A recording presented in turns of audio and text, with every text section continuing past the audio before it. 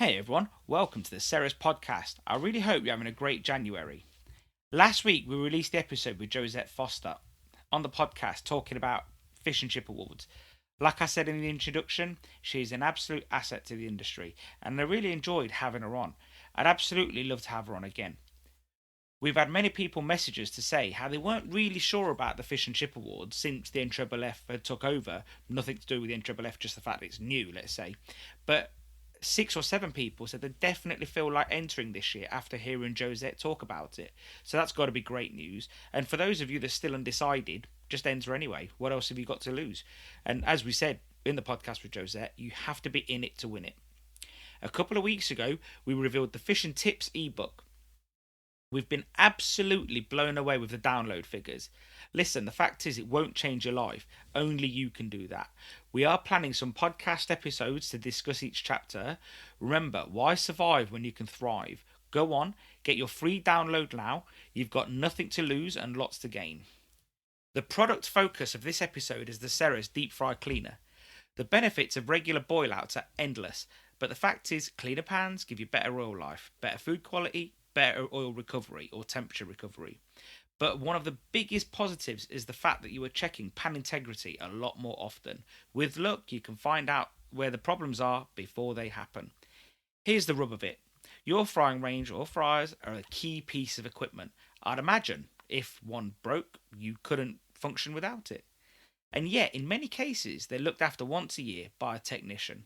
Every day is autopilot. You just fry, skim, cool down, maybe filter, top up, and start again the next day.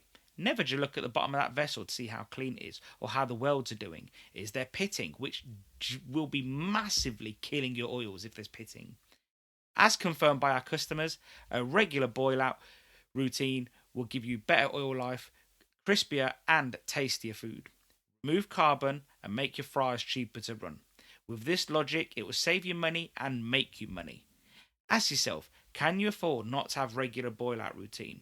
Order your Ceres Deep Fryer Cleaner today from worldofceres.com/shop. There's so much to say in these things. In this episode, we talk to Alastair Horabin, the owner of Stelios Fish and Chips Group based around the Fylde Coast. This is the first part of a 2-part podcast. We wanted to try something new for the longer special episodes. So it's not that shorter ones are worse. It's just that if someone sees a 2-hour podcast, they might think, ooh. And, so we've split them into 2 parts just to make them more palatable. I ain't going to lie. I really enjoyed talking to Alastair Horabin. He's taken Stelios from a single location to 9 sites, soon to be 10. He's got a central distribution location where he's making his fish prep and his chip prep and supplying all his outlets. It was an impressively honest opinion, in my view. Interview, in my opinion. He's just great to talk to Alastair. He's really honest. He's not hiding anything. I probably could have dug deeper because he was really chatty. But it was just great to have him on, and I think you'd agree. I'd love to have him on again. Anyway, I'm not going to harp on. I hope you enjoy this episode with Alastair Horabin from Stelios.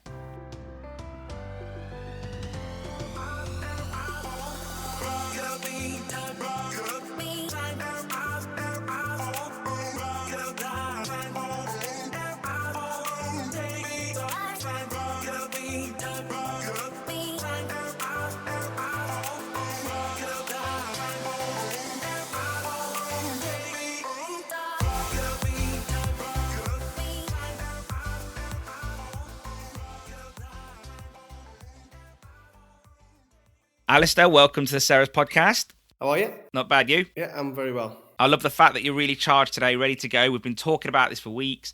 When I went to set this up, it showed me that we also did try to do this late 2020.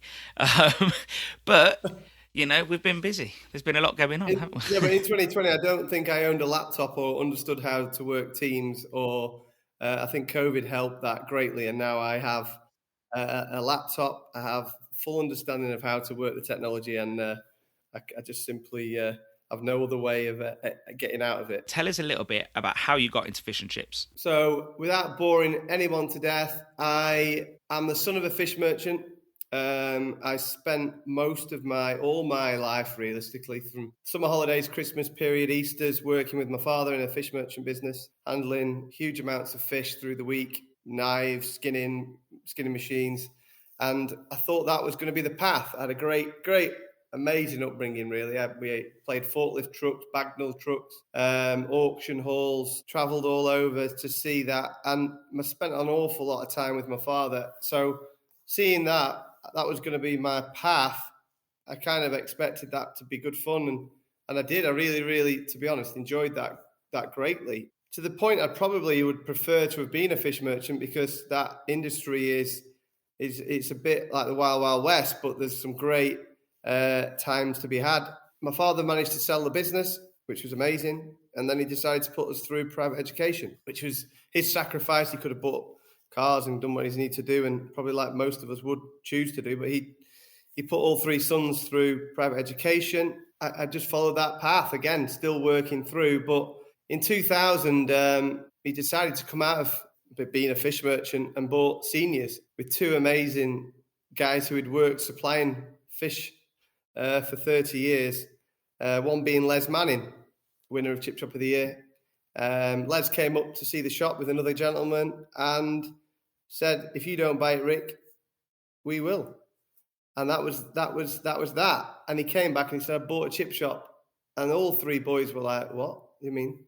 I really didn't enjoy it, to be fair, because it was later nights, it was serving people, there was no fun, no swearing, no crazy men with bizarre tattoos, and the work was completely different. But as I got more into the industry and as I grew older, because I was only 15 then, it became quite apparent that with our nature of fish and the ability to sell fish at the right price to ourselves and then keep supplying it, we could do okay. He did a full refurb, and an opportunity came for me to go to university. Now, I didn't want to go to university. I hate school. I say this to people, I hate people in suits. I've got no real time or patience to be told. Dad said, "Go to uni, do 3 years, come back, add value, and then you'll be set." I lasted 3 weeks and came home that Christmas. I met my now wife at school, Sally. So I was coming back every weekend from Sheffield, and it was horrific. I hated it. I was doing 9 hours a week. I was used to working. I was used to being at school, and I hated it, basically. So Dad sat me down and said, "Right, this is going to be for the rest of your life. Are you up for that? Do you understand the implications?" But he said it in a really quite chilling way. And I was like, "Yeah, of course. I'm like, this is fine. It's no problem." And I took that on, and I remember till the day I die that was his, like, there's no going back here. And after that, we became really close, and we had an even bigger bond because we did the fish in the morning, we filleted, we skinned, we prepared it, and then we delivered it to the shop. Dad would finish, and then I would stay in the chip shop. And that's where we met two amazing people, Brendan Smith and Paula Smith, who still work with me today. They've been at Seniors 37 years. They've been with the family 23 years. And we just grew up. I just grew up working behind the range, watching, listening, doing takeaway, doing the restaurant, and really started to just do it day after day, hour after hour, the bad shifts, the good shifts, the crazy days. And as we went through, Stel, we just got better at it, and started the crusade of Chip Shop of the Year, started ideas of looking to expand, and fast forward 20 years now, and I'm entering my 20th year in the job, and to be honest, I probably like it more than I did when I first started. And for those listening, what's the scene like, the fish and chip scene in Lancashire? Well, we've got an amazing coastline. Blackpool gets a lot of hits, but the reality is Blackpool has got a unique, amazing coastline. I mean, the illuminations, you've got Blackpool Pleasure Beach, you've got huge arcades, you've got the Tower, you've got massive, beautiful swathes of seaside that are really underrepresented in terms of St Anne's, Fleetwood, Rossall, all the way up and round. And people still love going to the seaside. that's all I care about, really. And I don't know if this question's important for Lancashire, but Lancashire's a huge, massive of area. There's loads of fish and chip shops in Lancashire, but I only concern myself with the Fylde Coast, which is the bottom of the M55, and I want to be the best at the end of that. And within Lancashire and Yorkshire, I know that fish and chips are at least a once a week event, sometimes twice a week. But for me, I only control the bits that I care about and want that I know can affect me and my family. So in the Fylde Coast, there's lots of amazing fish and chip shops, great competition, fair competition. In Blackpool, you can probably get fish and chips for still under £5. Do you mean? That's life. That's there's many different challenges towards why that is that. But we are an all-round year business, 365 days a year. We shut Christmas Day, Boxing Day, New Year's Day. We have 9 sites across the Fylde Coast, and that's my priority. So Lancashire is an amazing place. It's my home county, but I'd say it's definitely a hotbed. Yorkshire may disagree, but I'd say that in Lancashire, it's definitely a part of life. I actually think Yorkshire and Lancashire, people do, the more north you go, people probably enjoy fish and chips more than the southerners, I'd say. And that's not to get into it. I think that maybe down south, if we look at London as being south, it's more cosmopolitan. There's a lot more choices food-wise, but there's a lot more choices around the UK anyway. But yeah, so you'd say that you mentioned that there's a lot of good competition, fair competition. Do you sort of see that competition keeps you on your toes? Hugely. I remember when we bought a piece of land to build Seniors Thornton, and we did our research, and we thought, yeah, that's an opportunity to go into that site. And I remember going down to see my great friends, great people, amazing, the best in the industry. Realistically, the Lipscomb family, an amazing drawing of this 3,000 square foot building that we designed and we were going to build from scratch. I took it to Hugh and James, and they just said, please tell me that you've not started this. And we already started it. And he said, what's the competition like? And we'd done the research, we'd scoped it out, but we didn't know that George and Paul Edmonds had bought the shop in Thornton, and they were going to be our competition for the next decade. And I remember the year we opened that George and Paul came third in Fish and Chip Shop of the Year. And every day was my job at Thornton to make a better day to get that 1% back from George and Paul. And without that, you don't get out of bed at R5. You don't get the rota right. You don't get the product right. You don't get the offering right. And if you have it easy, I think the days just get lost. So waking up and having amazing competition in Lytham, in Cleveland, in Blackpool, all around the areas, for me, I think it's important because we just concentrate on being the best in every town that we are against the biggest competition and just grind away like a trawler into the wind every day, try and be better than that shop, because that's the choice. They can go to seniors or they can go to the competition. So you're not one to sit there and be like, oh my god, we've got competition, I can't carry on like this. You actually, it just gets you hyper focused. Yeah, I look for the best shop in the area and go to that place and think like there's an area that I would not ever go into because I don't need the hassle, the stress, and I respect the gentleman who owns most of the places. Do you mean? I'd love for him one day when he does retire to pick the phone up and say, would you like to buy? Would you like to? But I've got enough respect for him to not want to even play at that area. And I think that's important. By all equally, Stel, I think competition is good for us as much as it needs to be for every day, keeping, especially with me being a chain, the 100 staff hyper-focused on their job, not the whole brand. Just be better than that shop round the corner. Just be better than the brand that we're trying to create each day. And normally that works itself out. Obviously not always, but for me, competition, I don't worry about menus, prices. I don't worry about opening times. I don't worry about any of that. I don't worry in any way. I worry about us. And then I worry about how we can get better. And if that thing doesn't work, then we look at what we need to do better. I don't look at go, oh my God, that guy's got an amazing menu. I need to copy it. And I guess what you just said there is that you're breaking down the focus for, let's say, your manager or your fryer or your servers, rather than, like you say, them thinking we're part of a big group. Their job is just to be better than their local competition.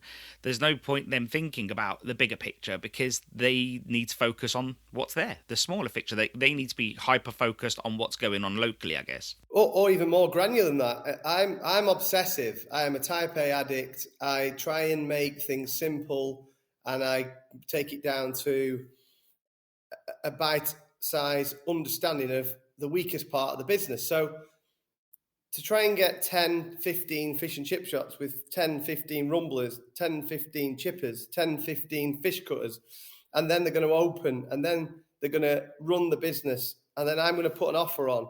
How can I really expect to get 20, 30, 40 people who are all at management level to get that right each day? So I sweat the 1% to make their life easier, to then allow myself to feel vindicated that I can apply the right amount of management pressure for them to do a good job. And I know I'm going a bit obsessive into this, but I want them to come in and have a stress-free day. All I want them to stress about is doing a great job, serving great fish and chips with a smile, and give the customers everything they've asked for. That's my only rules. After that, I don't really have any rules, because it doesn't interest me. If you're going to be late, you're late. You're going to get disciplined. If you're going to want to make a decision yourself that feels it's going to benefit that customer, do it. But back yourself. We still need to do a great job of the product, of the service, and obviously give the customer what they want in terms of what's on the receipt. So for me, making it very isolated, turnkey operation, a bit obsessive like the McDonald's, so it is the same, make their life even easier, because that's how we attract staff. That's how we retain staff. That's how we motivate staff. Well, I just think if I'm a staff member and I've had a really busy night, I've got to go and get 10 cases of cod out to cut the day after, and it's frozen outside, I've got to cut it, and then I've got to do the oil. I just don't think it's a very sexy approach to try and sell to a number of people to come and work for seniors. So I take that out, I centralise all the production of fish and potatoes. We centralise as much as we physically can, and make it easy for the guys who operate the stores. And with that in mind, try and then apply the pressure to do a really good job when they are in store. 9 sites. You mentioned that you're hoping to do one more. What are you looking for when you approach a site, whether it's empty, closed, or trading? What is your outlook to when you choose a new site? So this is part of learning, I guess. Obviously, the famous lesson with James and Hugh when we built our own shop. I mean, that shop cost £700,000. I mean, that nearly killed us as a family. I mean, that was a crazy move. Speak to me 2023. I mean, I'm probably spending less than 100,000 on a takeaway. Well, less than 100,000. I've not fit a shop out for more than 100,000. Now, all you people are going, oh, what a load of bollocks. I don't spend money that I don't need to spend on fit outs. I make it functional. I know my area, and I'm obsessed with doing a great job, value for money. Resin floors, wall rock, tiled areas, an English range, Mallinsons. To me, I've got 9 of them. They're the best. Bomb proof. I can basically change all of it myself, and a pan is affordable. It's going to be fixed in 3 days. Fit out, important, but now I would buy a site that I feel can add value to the brand, that I'm not in, has good competition locally, good roads, good postcode, opportunity to deliver, opportunity to realistically either reignite a falling star that was once good 2 decades ago, and really be patient with it in year 1, year 2, and it'll start to come good year 3, 4 and 5. So as a site we're taking next has been closed for a period of time. It's a gamble, mate. At the end of the day, it may bomb, and I've got to put a lot more work into it, but I don't really get worried about it until year 2, 3, 4, because I back the team, the brand, the approach we've done for the last 23 years to win it round eventually with quality service and good value for money. Would you say when choosing a shop, you look at the data, but you also have to take a punt, a calculated risk, let's say? Nothing's ever going to be a solid, trading site. Even McDonald's, they would open a site. Well, I know it's rare, but they would open a site and 3 years later they'd be closing it. So has that ever happened to you? That's the biggest stress I have, because obviously we're not McDonald's, we're not an ability to make a mistake. It would be a painful 3 years till we get to the break or we get a turn. But the reality is, every site, I hate it. I have, my anxiety towards a new site is so big, it makes me nearly ill every time. Even though I'm happy, I've done my research, I physically am on edge until we've opened. And I used to love that process, and that's probably what will stop me growing, because it's so stressful to get your design, your menu, your brand, and we're not for everyone. Do you mean everyone? As I say, they may all like that competition, and it take a while to bed in, and new customers need to visit. So I don't like buying existing shops. People come up with a price, and I say, "How have you got that price?" And then I just give them my best offer and leave them with it. And I'll buy it a year at a time, or 2 years ahead, or I never buy it. There's a guy who wants an awful lot of money for a shop that I'd love to take. He's probably going to listen to this now, but it doesn't stack. So if it doesn't stack, we can't take that to a bank. We can't take that to a board, for want of a better phrase, and pass that through. Other things make sense with the deal, but we're not going to make a king out of him for running a business the way he decides to do. So for me, I would turn down opportunity and rather than overpay, and look for the different districts or different opportunity and see that as a fun challenge. But if I don't get another one, I don't get another one. If I do, great. But more, I would love to see operators coming to me and going, "It's time for me to go. Where are you at? Does this fit your brand?" Versus me coming knocking, "Stelios, can I buy your shop? Yeah, I want X, I want Y," and then it doesn't really work out. I've never really seen it work out. I just prefer to keep things professional, cordial. There's always been a bit of ambiguity when it comes to, let's say, the appraisals of fish and chip shops. I think there's some would say there isn't a set figure, but I do think there is an element of I want X. I've worked hard for X amount of years and I want X, and that never tallies up with what X is really worth. And again, I guess that just has to come out in the wash. You sit down and negotiate. If he's willing to, or she willing to sit down and take the real price, then it's going to be somewhere in the middle, isn't it? I think a lot more deals through COVID are looking like, we'll buy 50%, I'll keep 50%, and then we'll engineer the 5 years for the other 50. Okay. I think nowadays people are being more open to doing different deals rather than I want 100% of the money on day one. It's a bit like the transfer market, I guess.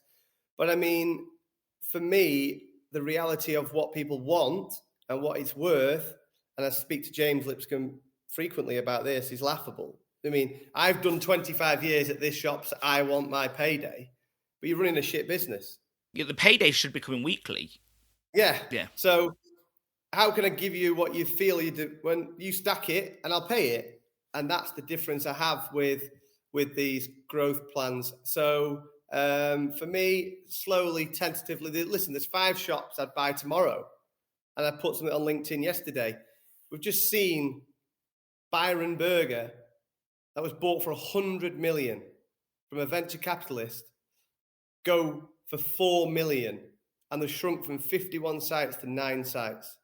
And I just said, whatever VC bought that for 100 million, send me a DM and let's see what we can do. Because we're not sexy as an industry. No one's going to want to walk into a bar or a club or a members bar, Soho House, and go, "Oh, you own 15 fish and chip shops. Oh, great." No one cares. We're not sexy. We're never going to get the EBIT that we need. And that's what needs to happen for people to grasp selling and buying fish and chip shops. Where in KFC, Subway, McDonald's, Pret, nursing homes, nurseries, pharmacists, their EBITs are incredible. Yeah. But we don't add up as a whole to make it an industry where you can say, "Oh, you've took this, times that by Y," because there's so much difference in the industry. So I find growing really quite stressful. Although I have opened one every year for the last 3 years, that's been quite fun, but it does then come with its challenges. It's weird that you say that, though, because you have found a rhythm in opening the sites. You do them in record times. I follow you on most all social media platforms, LinkedIn and Facebook. You also do great social media which targets your customer base. Your social media might not be for everyone, and it isn't, because it's for your customers. That's the whole point. And you're using social media for what it's for, which is targeting your core audience. So you get the fit up done, you get it open, and then you say to me, I'm going to do it until I'm done. And I was thinking to myself, what does it mean done? Does it mean retire? Or is it just until you pick a number and you're like, no, I've got 15 sites now, I'm just going to carry on running them? I think, and this is me being a bit too open really on a podcast, but I mean, the reality is this industry grinds you. It's a headwind every day. You're in a trawler on a headwind. And my mental health is my priority. I've got 3 amazing kids, 7, 8, and 10. I've been with my wife 20 years. I mean, she's incredible. I don't know how she even puts up with me. I've gone out the door to go and take some float or something to a shop and come back 9 hours later.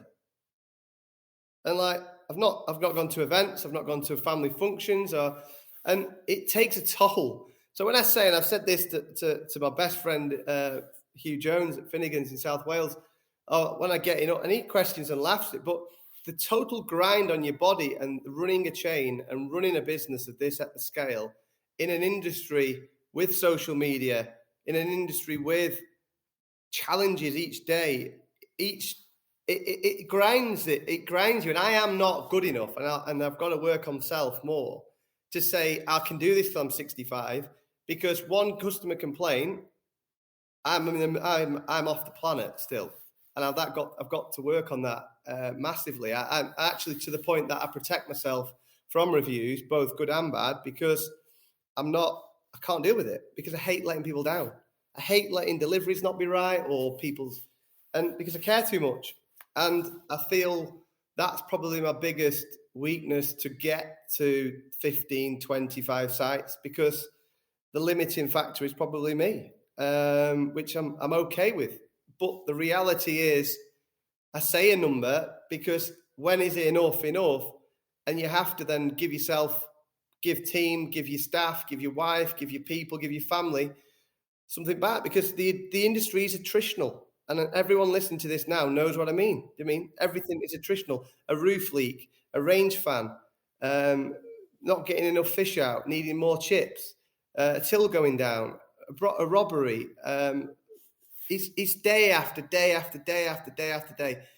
And the small bits add up. And I don't think the industry, all hospitality, but mainly fish and chips, because that's all I care about, grasp fully how attritional it is. So when I say enough, I don't think I'm ever going to sell the chain, because again, I don't think we're sexy enough. But enough will be when I feel I've abused myself enough in this crazy industry that has been a part of my life, or all my life, really. I don't imagine you're the type to slow down. People say this to me all the time. Yeah. If my brother-in-law or my accountant or my people I admire said to me, "There's enough in the bank," that's me done. Phone, delete, smash it up, off to a warm place. I guess we can only judge people by their past, because we don't know enough about their future. But you've had this relentless vision to the point where some people probably don't like being around you, I guess, because I know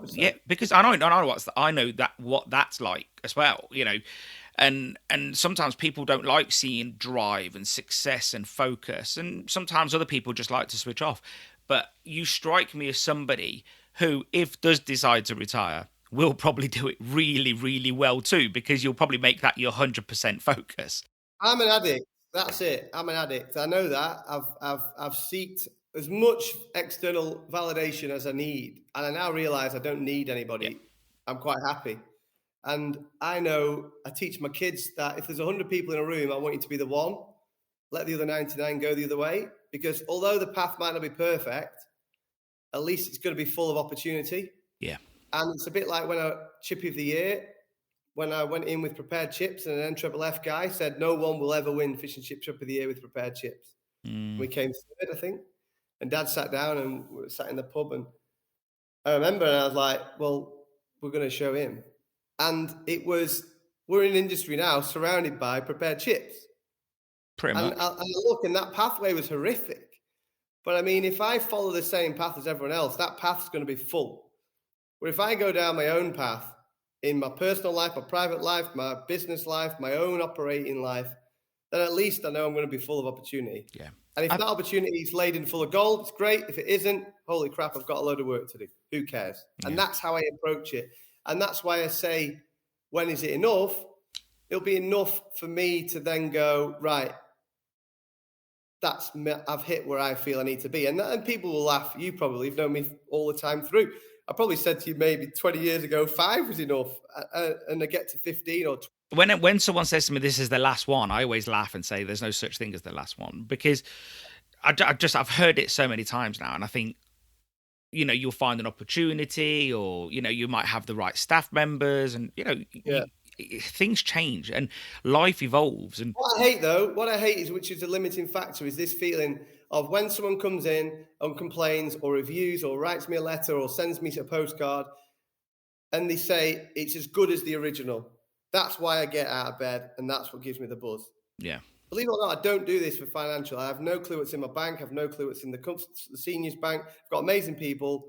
I've got a wife who's a chartered certified accountant. I do it for the buzz of doing the job, making people happy, building a brand, building something I'll look at and go, that's amazing. And where that takes me to is the fact that, sorry to interject, what makes me think then is we both know people that have chains, groups. I supply some, I'm friends with some, and one thing that strikes me about you is that you still get really stuck in, whether it's peeling spuds, cutting fish, frying in a site. Do you think that's part of the success because you are willing to just get on the tools? Yeah, cool. I think that's down to my probably my nepotism towards trusting people and having it right. And I think for me, I look at, say, I was at St. Anne's site last night with 2 new guys who've been with me 6 months, less than 6 months, come from industry. One's worked at Deep Pan Pizza, Pizza Hut. One's worked within a pub chain. Transferable skills, they're good. But I want to see how good they are before they get a set of keys, before they get a grey T-shirt, before they go on the bonus structure. And someone might say, well, that's your limiting factor. You're interfering. But I stood there last night and I genuinely enjoyed the 3.5, 4 hour shift with these 2 lads. They enjoyed me. They pecked my head. They asked me how to do things. And I think the day that Stel walks away from you, I think that's the day you probably know. And Sir Alex Ferguson's obviously probably a prime example of when he knew it was going to be enough. And I don't say I'm going to walk off to the sunset, but I've got amazing people who've worked for me, and they know how I work. They know my standards. They know my basics. But I just love peeling spuds. I love cutting fish. I love filleting fish. I love being around, interfering, someone would say. But I was on a roof yesterday and I stood on the top ladder and I thought, I'm not going to make that railing. But I'm glad I'm not going to make the railing, because if it was a member of staff, HR would kill me. And I'm HR at the same time as a person stood on the ladder. And I just find myself wanting to make positive changes to people who work within my business. And obviously I don't get it right all the time. I mean, sadly, and I don't always make the right decisions in terms of I probably could have done a lot better not being at that shift and done elsewhere. And that's what I've learned the last 3 years, 4 years, pre-COVID, COVID, in the fact that me standing frying, making another £100, I could be at head office signing a gas price that saves me 90 grand. Yeah. And that's where I've got to be honest is my biggest weakness. And there's no red book, there's no pathway, there's no one going to give it you easy of how to open a chain of Subways, KFCs, Mackies, maybe a little bit, but independent fish and chip shops. There's no right or wrong way. There's no way. There's no path. Yeah. You're just making it up and in your mind, trying to get through each day and each week and each year to make a success of it. well, being in business is relentless. One of the things I've learned is that my time is a valuable resource. And like you said, I always make decisions. Do I use my time for X or Y? And what is that figure? And because you can sometimes, like you say, just get lost in what you thought was right, being on autopilot, and next thing you know, you've just lost the day. And but yeah, it is interesting. But why don't we see more fish and chip groups or chains, well, or whichever, they're both interchangeable. There's many chains outside the industry, whether it's burgers, Korean food, Chinese food, but fish and chips, we've still only got a handful of groups. Why is that, do you think? I think there's three factors. I think everyone's got the favourite in the town. So if you had £1 billion and you went and bought the best shop in every town and called it Stelios' Fish Bar, you would be able to grow a chain. But people would have to have it like the guy you just bought it, which makes it operationally difficult. Saveloys, spam fritters, scallops, all things we don't do. Things like roe, things like dripping, things like rice coning, things like skin on fish. Where you go to KFC, it's the same shit in a bargain bucket across all 2,500 places. Yeah. And people decide whether they want a £1.20 cheeseburger at Mackey's or they're going to go Five Guys, say. Yeah. Where within fish and chips, there's so many regional differences. There's so many differences in terms of price, size. So that's the number one. It's hard. It means hard. When you go to Subway or KFC or Mackey or Pret, you pay a big license fee. They cover the HR, the public, they cover the social media. Domino's Pizza, they take the royalties, and you've got a comfort blanket potentially of how you do that. We learned the hard way with a health and safety breach that I rang my really good friend James Lipscomb and said, I was going through hell. It took 2 years. I was in court. It was stress, and it was just an accident at work. But that was attritional. That was 2 years of dealing with the matter. And at the end of the line, we came out obviously guilty. We paid the fine, and we improved the business tenfold in how we train and how we run the business. We're probably one of 10 people in the whole of the UK that run in a chain that have got that level of training, that level of competent person in health and safety, that level of person that keeps, and that's a cost. Having a HR department is a cost. Having a social media plan, having photos that are different and fresh, having the shops always redecorated, having the floors right, having all the little bits that need maintaining, because it's not you doing it, it's your staff doing it. Fixed wire testing, doing all the basics every day, your fire drills, you're doing all the gas boiler checks, doing your range ducting twice a year, regritting the rumbler on a Sunday morning because you've got no downtime. All these things that make multiple fish and chip shops difficult to run. And the only way I see it doing, and again, is having a central base and having smaller sites that are easy to manage.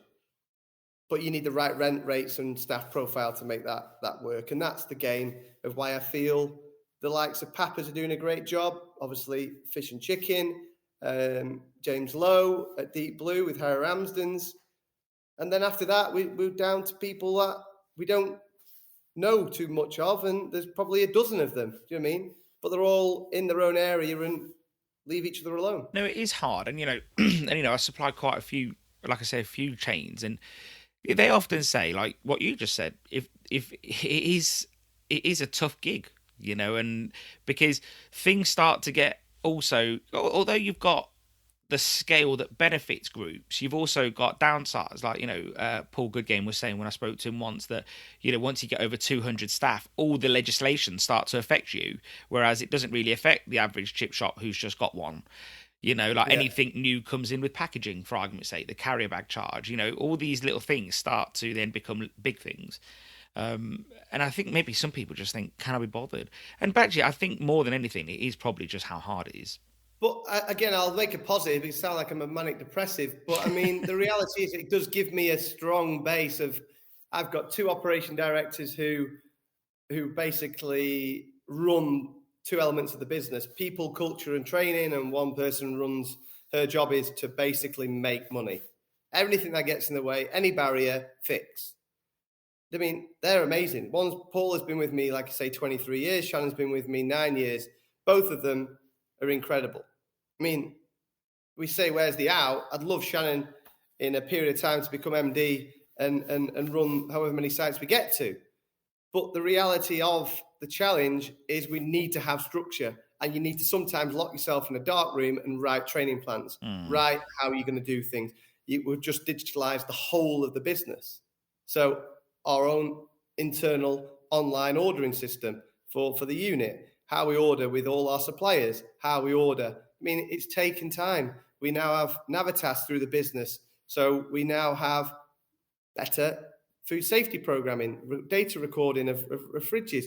We have MarketMan for the ordering. We have Rota Ready for all the holidays and rotas and clock in and clock out. But it takes time. I'm not educating that, so I have to immerse myself with that and then become part of that. Help that with Shannon, and then make it happen. And with the risk management side at Accenture, we're building our own platform of how to train someone from 16 to becoming a store manager. But it's a 12-month project to get my time with the girls to with the boys and the right people, and then having it covered and really understanding that is so important to the bigger picture. That ultimately might not make you any money, but having someone safe and covered on a shift and ability then to train them with full transition, if you get me, of red t-shirt 16 up to a store manager at 23, 4, 7 years in the business. Although it might not happen, you still have to plan for it. Yeah, no, of course. And you mentioned the challenges. What do you think the biggest? You've been doing this since you were 21. What do you think your biggest challenges were?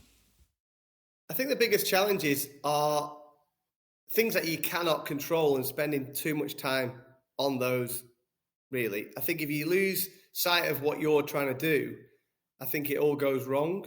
I think things like COVID, I mean, they're once in a generation, maybe once in a lifetime thing where, but if you look at COVID as a positive, it fast forwarded cashless, it fast forwarded online, it fast forwarded delivery, the government support. If you were open, if you were there was a good trading opportunity.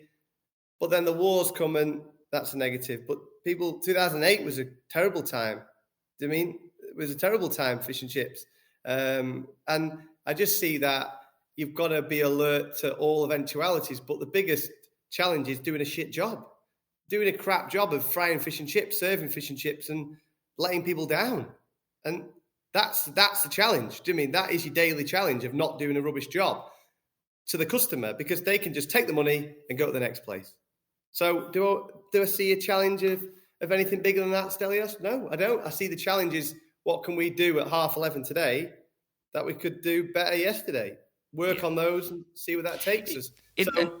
Some people might see that as a cop-out, that it's quite basic, but why would it be any difficult? I hate. No, I agree. Yeah, crazy stuff. People give all these terms and all this hustle culture. What's more complicated? Why to complicate stuff? And what could come next year? Inflation. Well, we're at inflation now. Yeah, we're at inflation. If anything, it's going to be better next year. So if you get through the tough times, shrinkflation. Whoever created that? I mean, it's a thing, but I mean, deflation, stagflation. We're in it. Yeah, we're in it now. What can we do to get through it now? That's what we're going to get through today. Today's challenge is it's snowing. Right. Delivery cars are going to be challenged. People are not going to come out. We're probably going to have a quiet day. What do we need to do? Are the rotors right? Have we got the delivery driver chat updated with take your time? Are all cars fully defrosted? Have we got people ready to fix anything that could go wrong in the frying range? Because the 10 filter machines have sat at -2 all night and aren't on. That's a real life challenge. Yeah. Not worrying about Rishi Sunak or Macron or if there's going to be enough LNG to supply Europe. I mean, we're going to get through that. Yeah. So it's not You a can only cop out. control what you can touch, can't you? Yeah. And if you're So the worried cop out about, is yeah, people giving you a load of rubbish about what worries them that they can't control. yeah. As an example, I was chatting to a friend of mine yesterday. And he just said, we were chatting, he goes, I saw his stock usages, to be honest, and I said, oh, you're having a good year. And he goes, Stel, it's been a fantastic start to the year. He goes, I'm not gloating. He goes, I'm just answering your question. It's been a great start to the year because I don't know what's done it. And I just said to him, I said, well, it's years of consistency, making sure that you didn't overprice your product, making sure that it tasted as good as it always has, making sure that you haven't cut corners. You know, I said, it's those, when you did all those things in the good times and the bad times, customers still come in because it's a regular thing. And, and I think you're right to say, where I'm trying to connect that is to the fact that you said, why overcomplicate things? Why think of the bigger things? It's those things that matter. That's why he's still busy, And I know people are going through tough times, but I do think that if you do, focus back onto those basics, that things won't be as bad.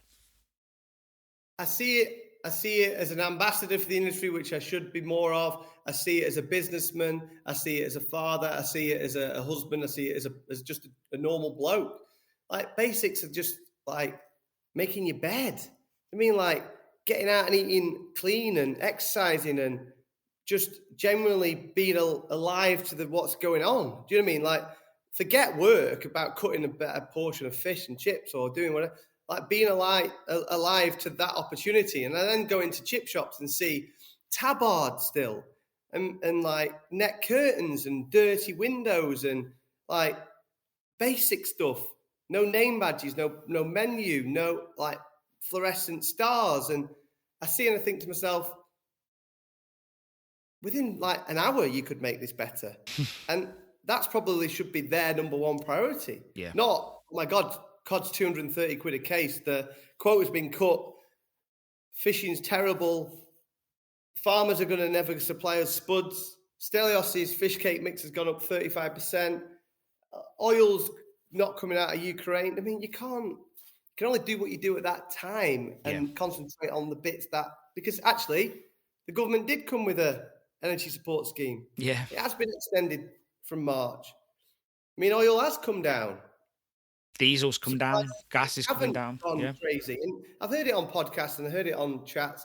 Cod being 600 quid a case. I mean, where did that come from? Yeah. Just get away with it. Worry about what it is today. Yeah. If it gets to 600 quid, Fastnet, Smales, and all them guys they're not gonna get insurance to buy the fish. Yeah. So worry about what's ahead of you, it's just crazy. Worry about today. I built a business, and I'll go as a bit further as I've changed my life over the last probably 10 years to only worry about what I can directly influence. I can go to bed at night not worrying about some of these major things. When people are saying to me, oh, what happens if fish goes to £600? I said, if fish goes to £600, you've got bigger problems. Trust me. Everyone's going to have bigger problems. Someone said to me, what if batter becomes £50 a bag? Again, same answer. It's all these ifs and ifs and ifs. And the problem is when everyone's thinking about the ifs, they're not thinking about the what is really happening, what is happening right now. And I think, and I do McDonald's put the cheeseburger up for the first time in 14 years. And you've got people on Facebook in fish and chips wondering if they can get through £5. Yeah. McDonald's, the greatest food institution, whether you like the food or not, but business the planet's ever seen, has gone up 14%, gone up 14% or 19% in the first time in 14 years. This is McDonald's. So if they're sat with the cleverest people in the world going light, heat, water, gas, energy, we've got waste problems, we've got staffing problems, and we've got supply problems, we need to go up, not 1%, we're going to go up for the first time in 14 years and put the cheeseburger up. And if independents can't glue that together and go, if I'm not going up the minimum of McDonald's, I'm falling behind, then you've got a problem. I think one of the things that I saw as well, and I'm in a lot of fish and chip groups, as in on my phone, whether it's a WhatsApp group with 2 people or 10 people. And obviously there's Facebook groups as well. But a friend of mine advocated early on and said, you know what I'm going to do? I'm just going to monitor the situation. I'm just going to try keep my margin to X. I'll increase my, if I do increase my prices, I'll just reflect the cash margin for now, the food cost margin, and let's see what happens. And he said, look, I'll take a year punt. He's only got one shop. I'll take a year punt, 18-month punt. and I'll see what happens. And now he said to me the other day, he goes, everything I'm buying now is falling back. It's all creeping back. And it does make you think like the industry wasn't really looking that far ahead, and I understand why. But But look, you got beyond that point there. Industry looking far ahead. Fred Capel, how many years has he been doing it? 40 30ish, years? 40ish, yeah. 30 years? He's going to have had in his period of time Hugh Lipscomb, Richard Ord, great people that are ambassadors for our amazing industry, have done it for multi-generations, multi-decades. It's not all going to be upward trajectory. Can't be. It's And impossible. the reality is, if you run a good business and you save for the rainy day, then this year is a speed bump after last year's explosion. And that's the reality of people want it. Interest rates are going up. Yeah, but what do you think it's going to be 0% all your life? I mean, you've got a car on finance. I mean, you've got a house you can't afford. You're going out every weekend. Do you know what I mean? My generation in the 30s haven't seen interest rates go up. Where every man in his 60s and 70s says, oh, when I bought a house, it was 15%. And the reality is, like, life isn't always going to be simple. And the reality of the day might change. But at the moment, we're in a little tricky period. Yeah. And if the industry thins 3,000 people, 3,000 shops, it's very sad. Of course it is. But that might be good for the industry because it's the bottom end of the people that weren't running a great business, the people who were unlucky with the energy or the prices or the bits. That's life. I do understand that. And I would hate to be one of those percentages. But the reality is you have to look at it on a decade-long profile. And if you look at it on there, the first half of this 2020 to 2023, with its challenges, of course, but for the industry, with the support, the COVID, the online, the growth of a cashless society, people staying at home, being told to order from home, I think it will level itself out by the time we sit here on the 17th of the 1st, 2025.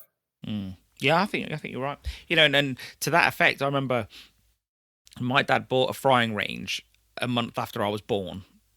He's changed it several times, but I remember him saying he had to pay for it outright, save for years to buy it, because the interest rates back then for capital, well, I guess it would have been a capital lease back then, was something like 26%, 27%. And he just said, like, you didn't buy things like that back then by the way you do it now. You basically saved 4 years up to the point, and then ring up someone like Preston and Thomas and go, hey, I've got 18 grand here, do you want it? Well, and obviously, and that's the way it was. And, so yeah, I don't think people can relate to that. And I do think it is swings and roundabouts. But I do really love what you're saying about, and I know this isn't a popular opinion, but which is start at home. Start at your business first. Stop looking wider. Stop looking down the line and trying to pass, wait for government help. This is something I've been saying for a long time, and I recently wrote it in the ebook that we just published. And it's basically, don't just sit there waiting for government help. You've got to act in your business or home today, And if you get that right, any other support that comes is a bonus, I think with and again, my standpoint on politics and the understanding of what's going on right now today is challenged, obviously, because what Liz Truss did to the industry of economics probably will be written about for decades, generations, and years to come. But the reality of what the government did for our industry through COVID will soon be forgotten. Yeah. Do you know what I mean? All the grants. I think for a lot of people, it's already been forgotten, Alistair. Sorry to interject. Yeah. All the bits and who bought jacuzzis, who bought camper vans, who didn't really keep it for a rainy day. Bang! Here comes the war. Here comes inflation. Here comes interest rates, and it's thinning out. And that's not a very popular opinion. Fair enough, but yeah. I moan about energy because I'm unlucky that a vast amount of my company has been renewed October last year. Bang out of luck. But again, there's people in the industry that are not till 24/5, whatever. Great. I mean, that's life. I mean, what am I going to do? Go bust because I didn't fall lucky with the gas price. Yeah. I've got 4 great shops on great gas prices, and I've got 4 on terrible. I mean, I wasted so much time and energy signing deals, worrying about it with Howard Weston, who is incredible. But I mean, we didn't know there was an energy support scheme coming. We signed one at 72p. That's now 21.1p with the government. It's better than the deal that we procrastinated on at 33p. So on that day, we had to do, that was the deal. The energy support come, the government has saved me on that deal. Great. But we'd have to price it in if we had to pay 72p. And wait for external people to come and help is just weak. Okay, listen, so if you wasn't listening to what I said in the first intro, we've split these episodes in two. It just makes it easier for those that want to listen to one a day, let's say. So, Alastair's still talking, you just got to skip over to part 2, which should be in your downloads, and you'll hear Alastair carrying on and me having a good old chat. Remember, jump over to worldofceres.com/shop to download your free copy of Fish and Chips ebook. Like I said, it's 27 chapters of absolute goodness. If you want to keep in the loop with what we're doing at Ceres, then keep on following us on social media. But to get information delivered to your inbox, then join our mailing list. The link will be in the episode notes. Be sure to share this podcast with friends that are on social media. If you like this episode, then chances are your friends in the same industry will love it too. Anyway, jump over and go listen to Alastair Horabin Part 2.